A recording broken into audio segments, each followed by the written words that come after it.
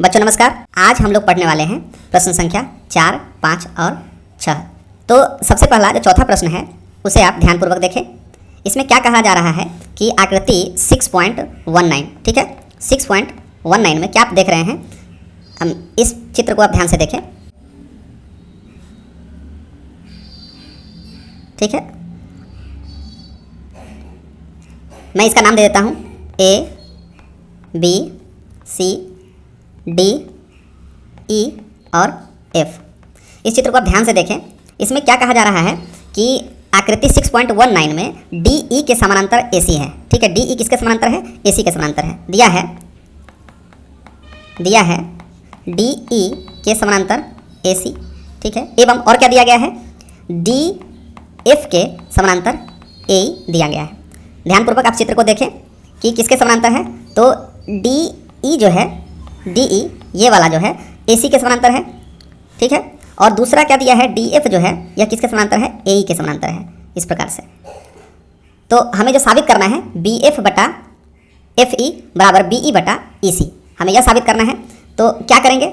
सबसे पहले हम लोग यह तय करेंगे कि किस त्रिभुज में थेल्स प्रमेय को हम लेके जाएंगे। तो त्रिभुज अब आप देखिए, पहला जो आप देख रहे हैं DE समानांतर AC है, तो DE समानांतर AC जो है किस त्रिभुज में है? तो ABC में, त्रिभुज ABC में, ठीक है। त्रिभुज ABC में क्या करेंगे? त्रिभुज ABC में थेल्स प्रमेय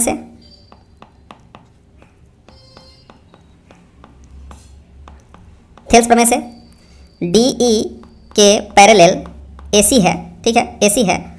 इसलिए क्या होगा कि हम लिख सकते हैं, हम लोग क्या लिख सकते हैं?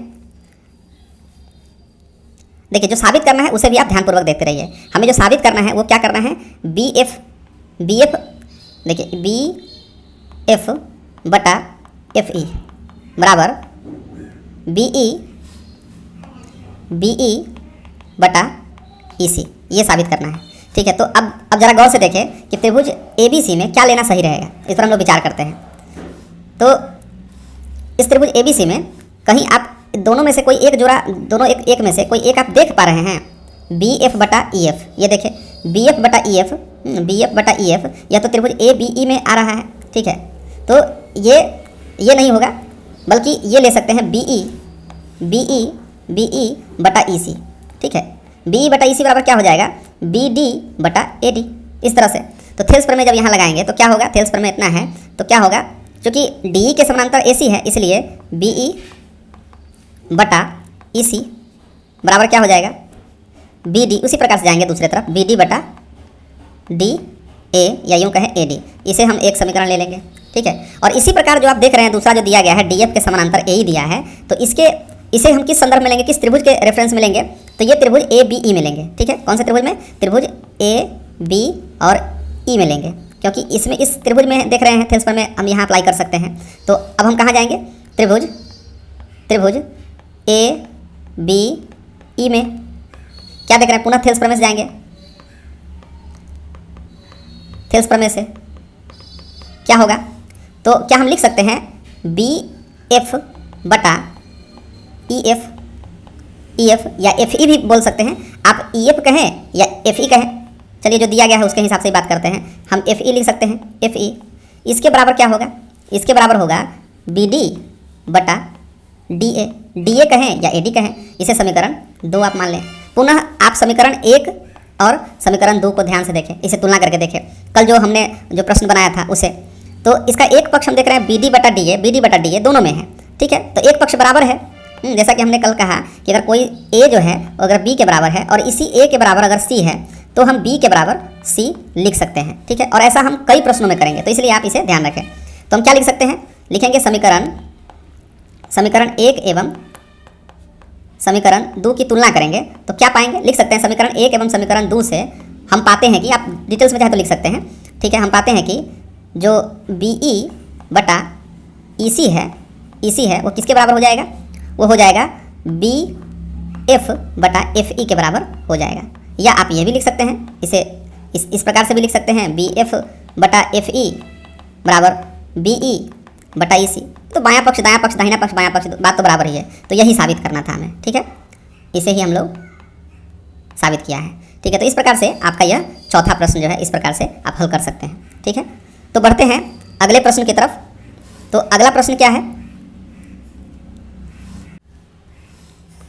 अब जो अगला प्रश्न है दिया गया है आकृति 6.20। ठीक है, तो इस आकृति को हम बनाते हैं। इस आकृति को आप ध्यान से देखें कि क्या है। एक त्रिभुज है। ठीक है, एक त्रिभुज इस प्रकार से है।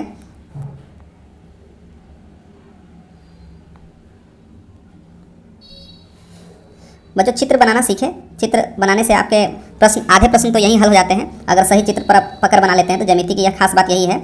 ठीक है, तो ये है।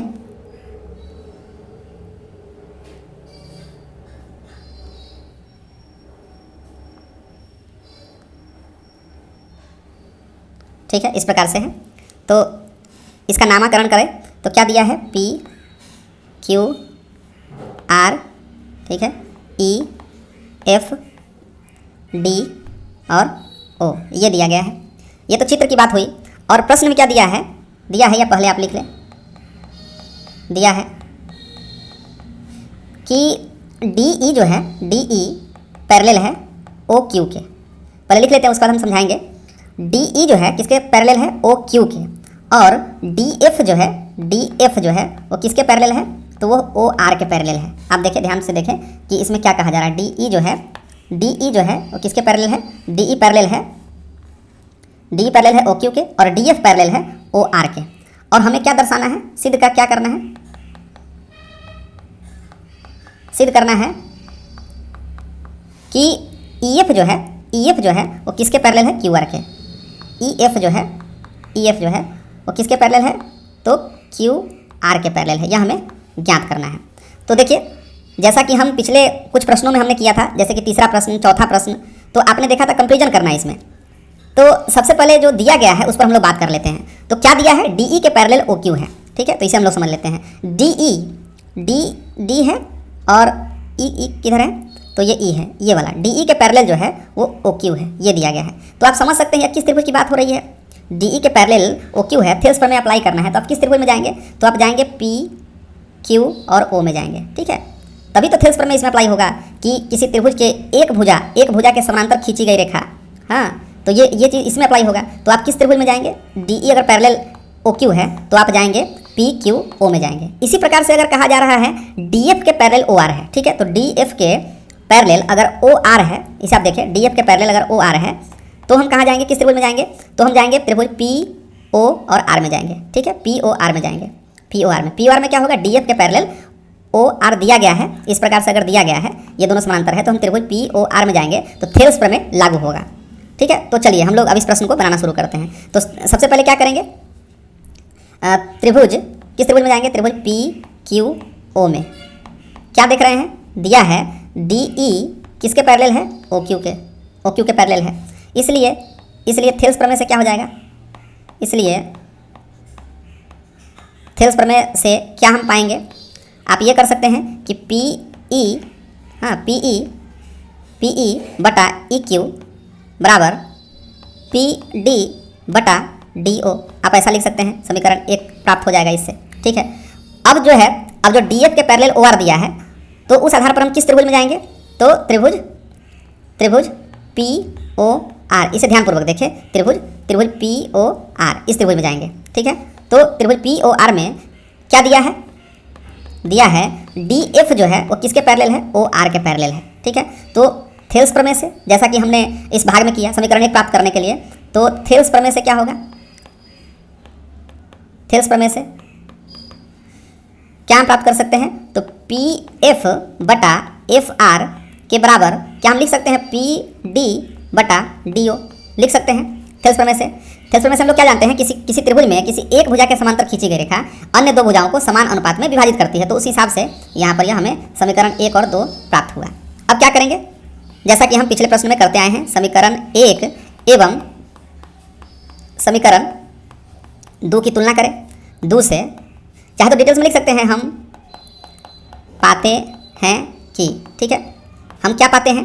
हम यह पाते हैं कि इसका जो दाहिना पक्ष है, मतलब एक पक्ष है RHS जो है, इसमें PD बटा DO है और इसमें भी PD बटा DO है, जैसा कि हम लोगों ने प्रश्न संख्या 3 और 4 में किया था। तो PD बटा DO दोनों बराबर है, तो ये क्या, इसका बायां पक्ष भी क्या होगा? आपस में बराबर होगा। तो इस प्रकार से हम क्या लिख सकते हैं, पी ई बटा ई क्यू, ठीक है, बराबर क्या हो जाएगा, पी एफ बटा एफ आर। तो बच्चों हमें साबित तो यह नहीं करना था, हमें साबित तो यह नहीं करना है कि पी ई बटा ई क्यू बराबर पी एफ बटा एफ आर। आप इस चित्र में इसे देखें, पी ई बटा ई क्यू, पी ई बटा ई क्यू, ठीक है, बराबर पी एफ बटा एफ आर, यह हमें साबित नहीं करना है। लेकिन यह साबित नहीं करना है तो आप जरा सोचें, जब थेल्स प्रमेय पढ़ा था आपने और या थेल्स प्रमेय का विलोम पढ़ा था, तो यहाँ पर आप क्या देखते हैं, थेल्स प्रमेय का विलोम आप देखते हैं। जब थेल्स प्रमेय का विलोम आप देखेंगे तो क्या लिखेंगे, लिखेंगे थेल्स प्रमेय के विलोम से, ठीक है, विलोम से। अब जरा सोचें कि थेल्स प्रमेय का विलोम क्या था। थेल्स प्रमेय का विलोम यह कहता है कि किसी त्रिभुज में एक रेखा दो भुजाओं को समान अनुपात में विभाजित करती है तो निश्चित ही वह तीसरी भुजा के समानांतर होती है। तो आपने क्या देखा, जो ई एफ है, यह जो ई एफ है, ई एफ, ठीक है, यह किसे समान अनुपात में विभाजित करती है, तो पी क्यू को और पी आर को। यह कैसे हमें ज्ञात हुआ, क्योंकि आप देखिए जो तीसरा समीकरण हमें प्राप्त हुआ है, पी ई बटा ई क्यू बराबर पी एफ बटा एफ आर, ऐसा हुआ। इसका मतलब ही है कि ई एफ जो है, ई एफ, यह पी क्यू को और पी आर को समान अनुपात में विभाजित करती है। तो जब समान अनुपात में विभाजित करती है तो थेल्स प्रमेय के विलोम से क्या होगा, ई एफ जो है वो तीसरी भुजा क्यू आर के समांतर हो जाएगी। तो थेल्स प्रमेय के विलोम से हम क्या लिख पाएंगे यहाँ पर कि ई एफ जो है, ई एफ के समानांतर क्यू आर हो जाएगा। और यही हमें साबित करना था, जो आप देख सकते हैं यहाँ पर, यही साबित करना था, यही साबित हो गया, ठीक है बच्चों। अब अगला प्रश्न जो हम आप देख रहे हैं स्क्रीन पर, ये क्या दिया गया है कि आकृति 6.21, ये जो आकृति है, इस आकृति के बारे में बात कही जा रही है, ठीक है।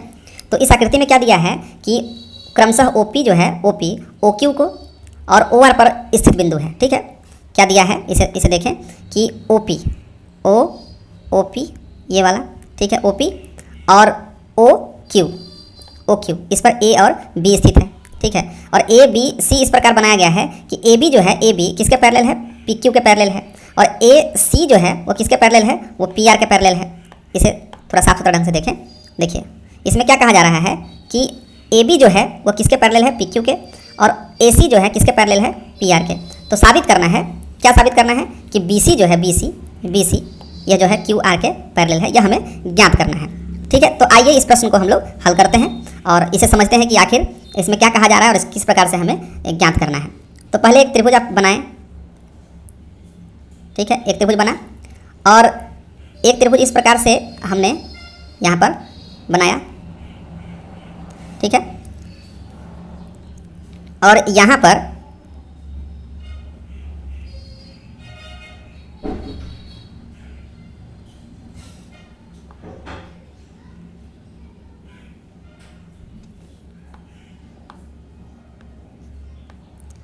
इस प्रकार से देखें तो क्या है कि एक इसका नामकरण कर देते हैं, तो P A O B Q R C, ठीक है।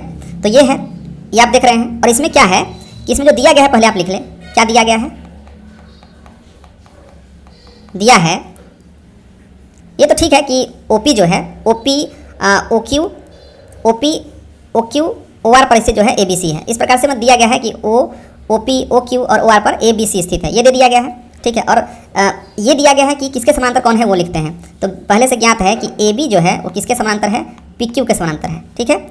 और AC जो है, AC यह किसके समांतर है, तो ये PR के समांतर है। और हमें क्या दर्शाना है, क्या दर्शाना है, दर्शाना है कि BC के समांतर QR होगा, ठीक है। तो चलिए, ठीक वही चीज़ जो अभी तक हम करते आए हैं पिछले प्रश्नों में, 3, 4, 5 में हमने यही किया है। आपको बस त्रिभुज समझना है कि हम किस त्रिभुज में जाएंगे जहां पर थेल्स प्रमेय अप्लाई हो जाएगा, थेल्स प्रमेय हो या थेल्स प्रमेय का विलोम हो। तो जरा देखिए, एक बार पहले समझ लेते हैं फिर बनाते हैं। देखिए क्या दिया है, AB जो है, AB ये PQ के पैरेलल है, ठीक है, ये इसके पैरेलल है। तो जरा सोचें कि किस त्रिभुज में जाएंगे, तो स्वाभाविक है कि त्रिभुज PQO में जाएंगे। तभी तो एक त्रिभुज में किसी एक भुजा के समानांतर जो है, हाँ, समानांतर खींची गई रेखा प्राप्त हो जाएगी इस प्रकार से, इसके समांतर यह, ठीक है। और यहाँ भी, और दूसरे में क्या है, AC के समांतर PR है। तो AC के समांतर PR आप कहाँ देख रहे हैं, ये त्रिभुज POR में देख रहे हैं, ठीक है। तो इसी प्रकार से बारी बारी से हम विभिन्न त्रिभुजों में, इन दोनों त्रिभुजों में जाएंगे। तो आइए चलिए देखते हैं। तो देखते हैं कि त्रिभुज PQO में, ठीक है, त्रिभुज PQO में थेल्स प्रमेय अप्लाई करें, थेल्स प्रमेय से। अब देखिए थेल्स प्रमेय अप्लाई होगा मतलब कि पहले से इसमें कुछ ना कुछ ज्ञात है। इसमें ज्ञात क्या है, AB के पैरेलल दिया गया है, पी क्यू। ठीक है, तो थेल्स प्रमेय से क्या प्राप्त होगा हमें, हम क्या लिख सकते हैं कि पी ए बटा ए ओ, क्योंकि एक भुजा जो है, एक भुजा के समांतर अगर या जो ए बी है तो क्या होगा, समान अनुपात में विभाजित करेगी। तो पी ए बटा ए ओ बराबर क्या होगा, उसी प्रकार से क्यू बी बटा बी ओ। इस प्रकार ध्यान से देखते रहिएगा, आप जैसा एक तरफ से चलेंगे वैसा ही दूसरे तरफ से भी जाना होगा। जैसे कि हम यहाँ से शुरू किए हैं पी ए बटा ए ओ, तो यहाँ से शुरू करना क्यू बी बटा बी ओ, इस प्रकार से हमें लिखना पड़ेगा। तो ये हो गया, तो हम इसे समीकरण 1 मान लेंगे। ठीक है, इसी प्रकार से अब किस त्रिभुज में जाएंगे, त्रिभुज, ठीक है, आप तो होशियार हैं, आप बता सकते हैं कि त्रिभुज पी ओ आर में, ठीक है, त्रिभुज पी ओ आर में कहाँ हम जाएंगे, किसके समानांतर, ए सी के समानांतर जो है वो पी आर है। ठीक है, ए सी के समानांतर पी आर है, तो पुनः थेल्स प्रमेय लगेगा। तो थेल्स प्रमेय से क्या होगा, थेल्स प्रमेय से क्या हम लिख सकते हैं, ठीक है, हम लिख सकते हैं ना कि पी ए बटा ए ओ। देखिए, अब जिस त्रिभुज की बात हो रही है आप उसी में सोचें। ठीक है, तो पी ए बटा ए ओ बराबर क्या होगा, आर सी बटा सी ओ, ऐसा होगा। ये समीकरण हमें 2 प्राप्त हुआ। ठीक है, ठीक उसी प्रकार से जैसा कि हम पिछले प्रश्न को बना रहे हैं, क्या करेंगे, समीकरण 1 एवं समीकरण 2 से हम पाते हैं कि क्या पाते हैं कि इसका, देख रहे हैं कि इसका एक पक्ष जो है पी ए बटा ए ओ, पी ए बटा ए ओ क्या है, दोनों समान है। तो इसलिए ये जो इसका अगला पक्ष है, दूसरा पक्ष है, ये दोनों बराबर होगा। तो क्या लिखेंगे, क्यू बी बटा बी ओ बराबर आर सी बटा सी ओ। अब जो भी आया है उसे आप चित्र में ध्यानपूर्वक देखें। देखिए चित्र में जो आया है वो क्या देख रहे हैं, क्यू बी बटा बी ओ। अब क्या है, क्यू बी बटा बी ओ, क्यू बी बटा बी ओ, ठीक है, बराबर आर सी बटा सी ओ। कुछ याद आ रहा है जो पिछले प्रश्न में हमने किया था कि देखिए क्या प्राप्त हुआ कि जो बी सी है, बी और सी जो है, बी और सी ये क्या कर रही है, तो किसी त्रिभुज के 2 भुजाओं को समान अनुपात में विभाजित कर रही है। तो थेल्स प्रमेय के विलोम से हम क्या जानते हैं कि किसी भी त्रिभुज में अगर इस प्रकार से कोई रेखा हो कि वह 2 भुजाओं को, किसी भी त्रिभुज की 2 भुजाओं को समान अनुपात में विभाजित करती हो, तो निश्चित ही वह तीसरी भुजा के समांतर हो जाएगी। तो क्या लिखा जाएगा यहाँ थेल्स प्रमेय के विलोम से, वही जो लिखते आए हैं थेल्स प्रमेय के विलोम से। थेल्स प्रमेय के विलोम से क्या होगा, विलोम से यह हो जाएगा कि BC के समानांतर, BC के समानांतर QR हो जाएगा। क्योंकि आप क्या देख रहे हैं, ये जो BC है इसके समानांतर QR हो जाएगा, क्योंकि B और C जो है क्या कर रही है, त्रिभुज OQR के 2 भुजाओं को समान अनुपात में विभाजित कर रही है, जैसा कि यहाँ दिखाई दे रहा है। इसलिए थेल्स प्रमेय के विलोम से ये हो जाएगा, यही तो हमें साबित करना था। ठीक है, तो बच्चों अब मिलते हैं हम लोग अगले वीडियो में, जिसमें कि हम लोग प्रश्न संख्या 7, 8, 9 और 10 हल करेंगे। ठीक है, तो आशा है कि यह वीडियो सीरीज आपको अच्छी लगेगी, अच्छी लग रही होगी। ठीक है, चूँकि मेरा यह अभी हम लोग नए हैं और नए इस पर काम कर रहे हैं, लेकिन पूरी निष्ठा से वीडियो बना रहे हैं। तो आशा है कि जब आपके पास जब यह वीडियो पहुंचे तो मेरे चैनल को ज़रूर सब्सक्राइब करें। और इस जो भी बच्चे खासकर ज्यामिति से डरते हैं, ठीक है, तो उनके पास यह वीडियो ज़रूर पहुंचाएं। ठीक है, मिलते हैं अगले वीडियो में।